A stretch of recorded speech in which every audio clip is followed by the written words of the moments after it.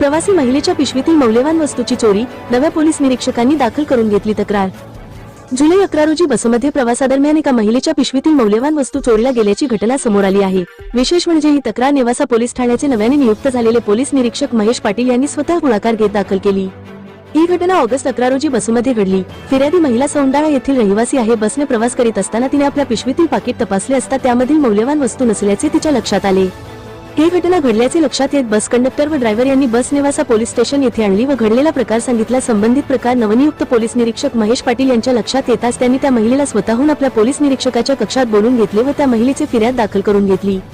त्यावेळी प्रवाशांची गैरसोय टाळण्यासाठी पोलीस निरीक्षक महेश पाटील यांनी तातडीने बस थांबवून न ठेवता तक्रारीची प्रक्रिया जलद मार्गाने पूर्ण केली। त्यांनी स्वतः गुन्हा घेऊन महिलेची तक्रार ऐकून घेतली व ती लेखी स्वरूपात पोलीस ठाण्यात नोंदवली। यामुळे प्रवाशांनी नवनियुक्त नेवासा पोलीस स्टेशनचे पोलीस निरीक्षक महेश पाटील यांचे कौतुक केले। राज्यातील आणि देशातील बातम्या पाहण्यासाठी आजच आमच्या महाराष्ट्र न्यूज प्रिन्स या YouTube चॅनलला सबस्क्राइब करा आणि मिळवा नवनवीन अपडेट।